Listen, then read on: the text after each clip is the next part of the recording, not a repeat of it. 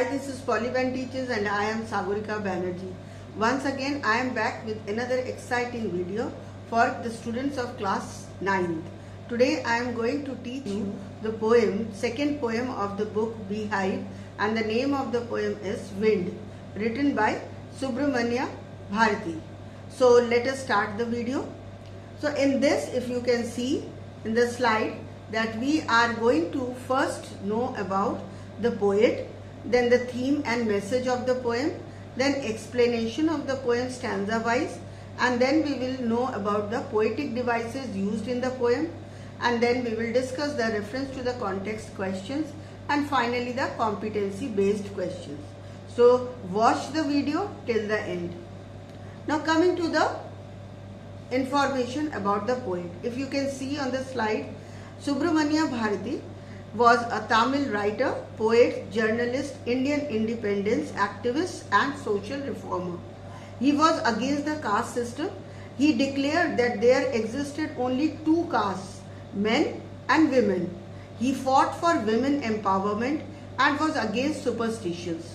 The title Mahakavi was conferred on Sagorika Banerjee by the Ettayapuram Raja in 1893 when he was hardly 12 years old. Now let us know about the theme of the poem. The theme of the poem is that one should never give up in the face of adversity and obstacles. Instead, one should make friends with them. In short, the poet here through this poem is trying to tell us that we should not run away or we should not cry on the obstacles which we have in our lives, problems which we have in our life. Instead, we should stay strong and face them. For example, the poet who tries to make friends with his adversity, the wind, so that it can help him rather than harm him. Now, let us know the message of the poem. So, the poet conveys a solid message that we ought not to cry or view ourselves as powerless. We should not consider ourselves as very weak when issues emerge in our lives. All things being equal, we should consider them a chance to investigate our capacity. These issues make us intellectually and genuinely impressive, and through them we figure out how to face the difficulty in our lives, bigger difficulties in our lives. Now coming to the next slide, let us go into the explanation of the poem. So if we take up the first stanza, wind comes softly, don't break the shutters of the windows, don't scatter the papers, don't throw down the books on the shelves. So these are the four lines. Let us know about what the poet's intention and what does he want to say through these lines. In the first stanza, the poet requests the wind to blow gently and not destroy anything with its force. He asks the poet not to break the shutters of the windows and scatter the papers here and there. He also requests the wind not to throw the books on the shelf. तो wind जो है ना, wind को poet एक छोटे बच्चे की तरह रिक्वेस्ट कर रहा है कि जिस तरह से एक छोटा बच्चा धीरे धीरे सॉफ्टली क्रॉल करता है, विंड आप भी धीरे धीरे ब्लो करो और आप भी कोई डिस्ट्रक्शन ना फैलाओ. विंड से कहा जा रहा है कि विंड आप पेपर्स को इधर उधर मत फैलाओ, स्कैटर मत करो, शेल्फ में से बुक्स को नीचे मत गिराओ और स्ट्रांगली ब्लो मत करो. At that point, he says to the wind, check out the obliteration that you bring about. You have tossed everybody down and disarranged everything. Inferable from your power, the pages of the books have been destroyed. You have brought the downpour. Downpour means the rain. Further, the poet says that the wind is exceptionally poignant in ridiculing frail, difficult individuals. आगे हम लोग जानेंगे wind का treatment week लोगों के साथ, कमजोर लोगों के साथ क्या है. Now coming to the next stanza, here let us read the next stanza. There, look what you did. You threw them all down. You tore the pages of the books. You brought rain again. Now here the poet is saying that the wind did not pay attention to the poet's request of not blowing strongly. Poet ने इतनी जो request की wind से, wind ने उसकी बात नहीं मानी. The poet says that the wind through everything down from the shelf. Wind ने क्या किया, वैसे स्ट्रांगली ब्लो किया और उसने सारी चीजें शेल्फ में से गिरा दी. And it also tore the pages of the books. और स्ट्रांगली विंड ब्लो की वजह से बुक्स के जो पेजेस है वो भी फट गए.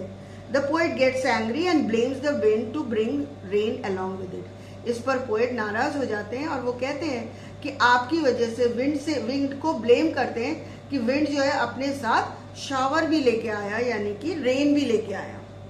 Bye this the poet implies that when a solid wind blows, all delicate, powerless and weak things break without any problem. इस तरीके से पोएट ये कहने की कोशिश कर रहा है कि जब स्ट्रॉन्ग विंड ब्लो करती है, जो जितनी हल्की फुल्की कमजोर चीजें होती हैं वो टूट जाती हैं या एकदम बिखर जाती हैं.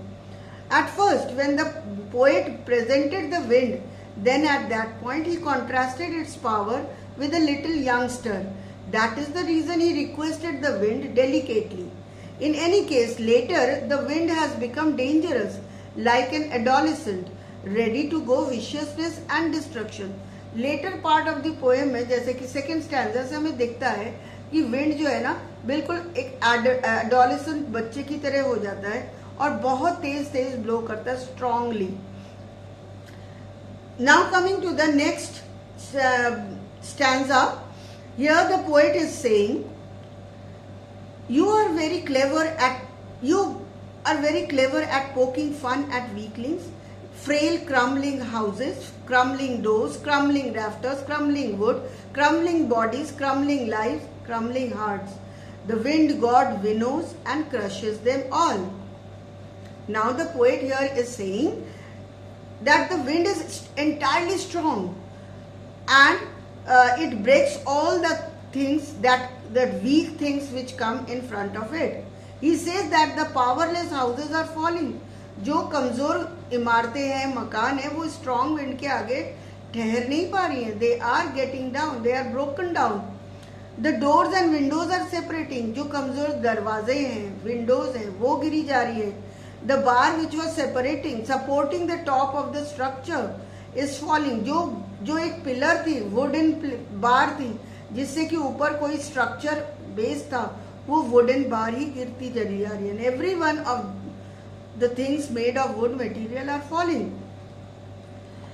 Further, the poet is sad as well as has a critical tone. Poet जो है ना इस समय काफी sad हो जाते हैं और वो थोड़ा सा critically analyze करते हैं. The poet calls the wind clever as it makes fun of the weaklings. So poet कहते हैं कि विंड को एक क्लेवर कहते हैं और कहते हैं क्योंकि आप लोग जो है ना कमजोर लोगों का मजाक उड़ा रहे हो. The strong wind in these lines represents all the hardships and the struggles that an individual faces in life. Strong wind जो है ना symbolize करता है वो सारी problems, वो सारी struggles जो इंसान अपनी life में face करता है. The poet says that the wind destroys all weak things such as houses, doors, rafters and wood. It even destroys people, their lives and hearts with its mighty power. The wind god continues to destroy or separate weaklings until they become strong to face the challenges. Wind god जो है ना continuously कमजोर चीजों को खत्म कर रही है और मजबूत चीजों को support करती है. Now coming to the next, we will read the next stanza. He won't do what you tell him, so come, let's build strong homes. Let's join the doors firmly, practice to firm the body, make the heart steadfast. Do this and the wind will be friends with us. Now here in this line, this is the fourth stanza, और यहाँ पर poet क्या कह रहे हैं? He addresses to the readers. हम readers से कह रहे हैं कि wind अपनी बात नहीं सुनेगा, वो हमारी बात नहीं सुनेगा. Let us make ourselves strong. हम अपने इमारतों को, अपने घरों को स्ट्रॉन्ग करें, दरवाजे खिड़कियों को स्ट्रॉन्ग रखें कि विंड का उन पर कोई असर ना हो.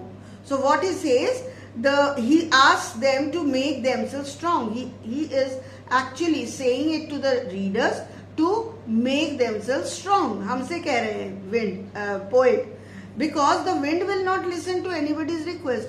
Poet के अनुसार wind किसी की request को नहीं मानेगा. The poet asks everyone to build strong houses and fix the doors tightly so that wind cannot intrude the house and destroy everything.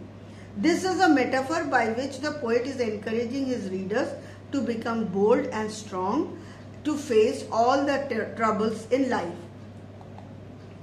The poet asks the readers to practice hard to get a firm mind as well as strong body. Poet हमसे कह रहे हैं कि हम अपनी mind को और अपने शरीर को स्ट्रॉन्ग बनाएं so that they can face the wind or any challenge in the life.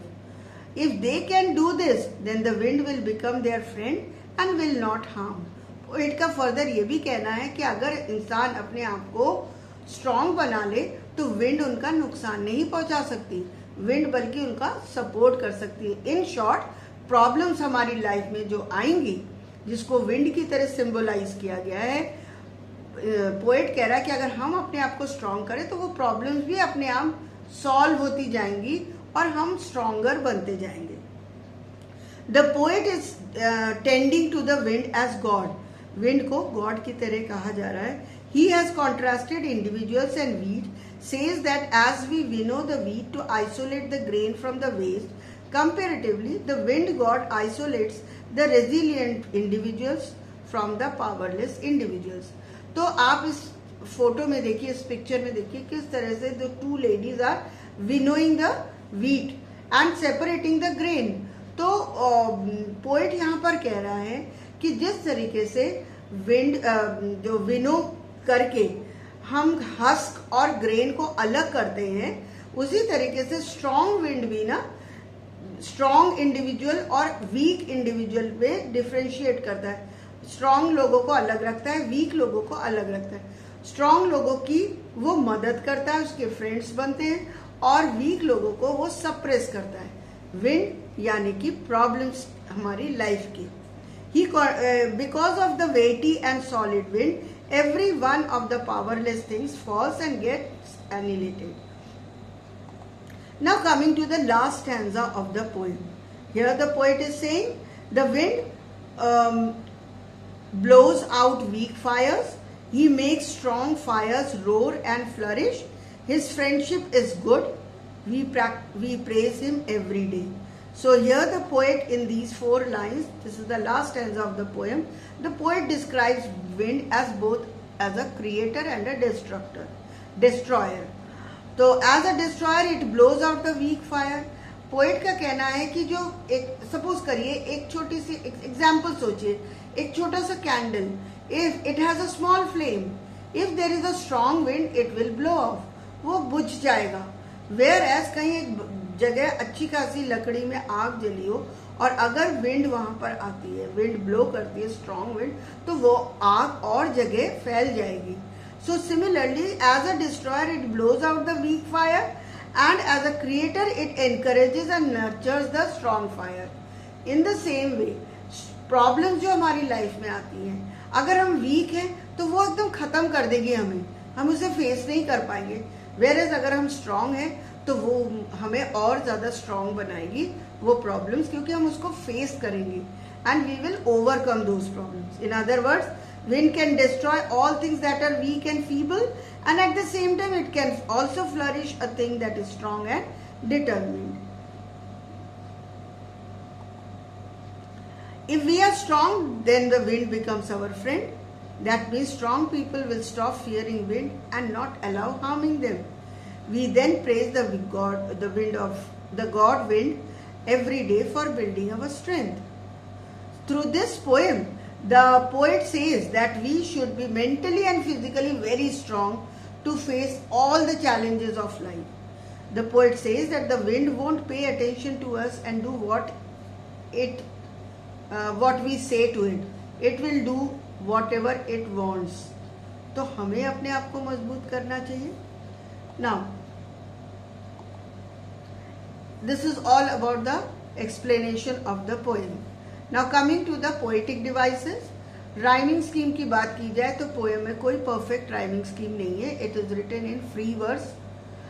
Anaphora, when a word is repeated, आपको पता है एनाफोरा जो होता है, जो एक वर्ड कंसेक्यूटिव 2-3 लाइनों में रिपीट होती है, उसे हम एनाफोरा कहते हैं. सो lines here, lines number 2, 3 and 4, उसमें जो वर्ड सेंटेंस शुरू हुआ है डोंट से, तीनों लाइन्स में. Similarly in the lines 6, 7 and 8, the sentence starts with you. So these are anaphora. Personification, poet जो है wind को personify कर रहा है. That is why he is referring it as you.